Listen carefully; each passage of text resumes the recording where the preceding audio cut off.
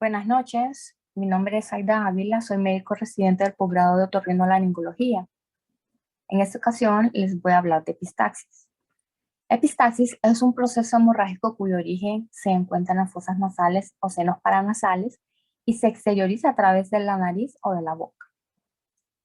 Además, podemos decir que una epistaxis recurrente se da en aquellas personas, ¿verdad?, que presentan múltiples episodios hasta la edad de 16 años y que no existe una causa conocida. Se dice que el 60% de la población ha tenido al menos un episodio de epistaxis en algún momento de su vida. ¿Por qué podríamos sangrar de la nariz? Pues existen múltiples causas. Hablaremos en este momento de las más comunes, ¿verdad? Dentro de ellas está la manipulación digital, muy frecuente en los niños que tienden a meterse los deditos dentro de las narices y rascarse, con lo que llevan a daño de la mucosa. Las alergias, ¿verdad?, con los cambios estacionales, tiende a haber resequedad en la mucosa nasal, lo que hace propensa a las hemorragias. Las infecciones por medio de la inflamación de los vasos sanguíneos. Además tenemos cirugías de nariz de causa iatrogénica, ¿verdad?, pacientes que han sido operados de cornetes o de alguna estructura nasal que pueden sangrar posterior a las cirugías. El uso de esteroides nasales en los PAE. En ese caso, pues pacientes que padecen de alergias como la rinitis, que están en tratamientos a largo plazo con esteroides nasales y que no utilizan bien el spray, ¿verdad? No lo dirigen en forma correcta hacia las fosas nasales, provocando así irritabilidad del septo nasal. También tenemos los tumores nasales, el cual los tumores aumentan la vascularización a medida que ellos van creciendo, haciendo compresión dentro de las fosas nasales, lo que los predispone también a una hemorragia. Tenemos también los espolones septales. Los espolones septales pues se dan a nivel del septo nasal. El septo nasal es una estructura laminar que se encuentra a nivel de la nariz, en el centro, dividiendo la misma en dos orificios, uno derecho y uno izquierdo. La desviación de ese septo nasal, como podemos ver en esta imagen, pues tiende a hacernos propensos a presentar cuadros de epistaxis. Es lo que llamamos espolones septales.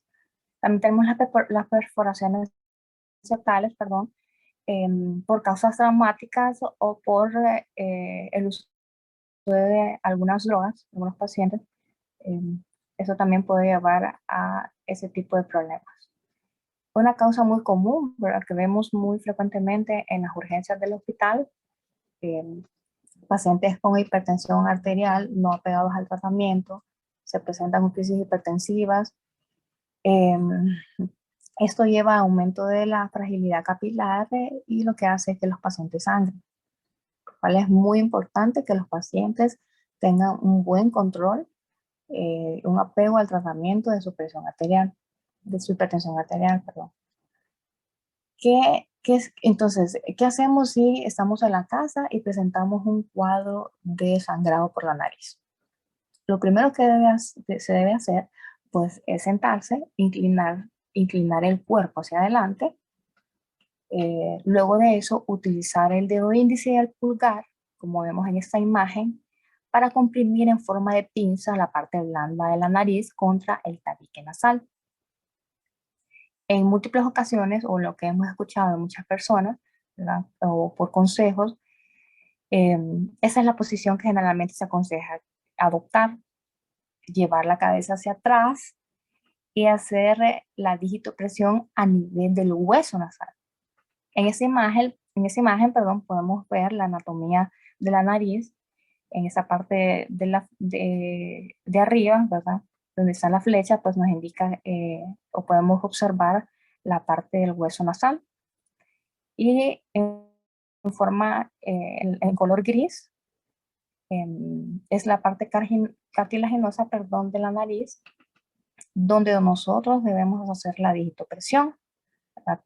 En esa imagen vemos cómo esa señorita hace la digitopresión a nivel del hueso, y pues con eso no está haciendo nada para poder detener el sangrado. Se aconseja que esa presión la mantengamos sobre la parte blanda de la nariz por lo menos por unos 10 minutos, hasta que se da el sangrado.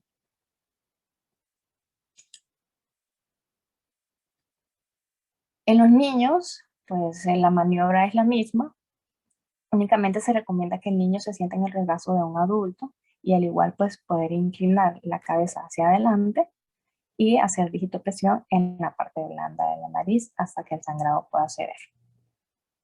¿Qué pasa si el sangrado no cede o no termina? Pues nosotros debemos de asistir a un centro especializado en el cual puedan eh, dar una ayuda oportuna, ¿verdad? En este caso, pues sería un otorrinolaringólogo, quien en el momento de la evaluación, pues realizará pues una limpieza a nivel de las fosas nasales del paciente, un aspirado en el caso de contener muchos coágulos para ubicar el sitio de donde está sangrando el paciente. Médicamente hablando, nosotros clasificamos las epistaxis según la anatomía de la nariz o, en lenguaje más sencillo, según la localización de los vasos que estén sangrando. Si es a nivel anterior o si son los vasos de la parte posterior de la nariz, perdón. Se dice que las epistaxis anteriores son las más frecuentes, hasta un 95% de los casos, y las epistaxis posteriores solamente se presentan en un 5% de los casos. Entonces, ¿cómo tratamos nosotros en el servicio de urgencias a un paciente que llega a sangrar? Pues tenemos en primera instancia que cauterizar, hacer una cauterización en la fosa nasal del paciente, en la parte del tabique, hacer una cauterización nasal para que se entienda mucho mejor, pues es como sellar aquel vasito que se ha roto, ¿verdad? Por medio de sustancias químicas. Nosotros como médicos pues introducimos un instrumento llamado rinoscopio, con una fuente de luz observamos todo el tabique nasal para poder localizar el vaso sangrante y así poder cauterizar. Si con este procedimiento el sangrado no cede, pues nosotros procedemos a colocar un taponamiento nasal anterior. Los taponamientos nasales anteriores se coloca por las fosas nasales un tapón largo hermético hecho de capas de gasas y recubiertos de vaselina, generalmente recubiertos de vaselina en la parte anterior de la nariz. Se va colocando desde el piso de la nariz, llevándolo en forma ondulada hacia la parte superior de la nariz y con esto crear una compresión dentro de las fosas nasales y así pues parar el sangrado.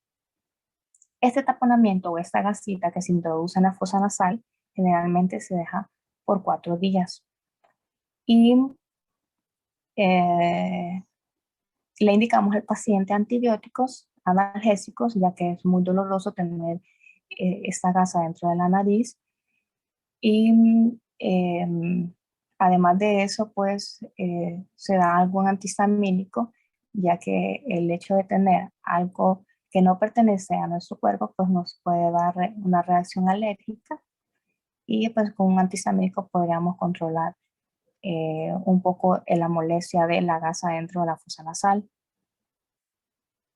Si nosotros localizamos que la epistaxis es posterior, como vemos en esta imagen, pues el tratamiento para una epistaxis posterior es colocar un taponamiento, como dice eh, la misma palabra posterior, en la parte posterior de la nariz. Ese taponamiento pues, es un fragmento de gasa enrollada de dimensiones que van de acorde a la nariz del paciente, del tamaño de la nariz del paciente. Se va a introducir por la boca, ¿verdad? Este lleva unos hilos y luego de eso nosotros colocamos también un taponamiento nasal anterior, haciendo lo que es un amarre entre ambos para lograr la mejor fijación o empaquetamiento. Este tipo de taponamiento generalmente se deja por 8 días en el paciente em, y requiere hospitalización y monitoreo, ¿verdad? Y la aplicación de analgésicos y antibióticos vía intravenosa. Si un paciente que nosotros tengamos hospitalizado con ese tipo de taponamiento no presenta mejoría, no cede sangrado, pues nosotros procedemos a llevar al paciente a sala de operaciones y poderlo explorar y realizar una ligadura al encontrar el vaso sangrante.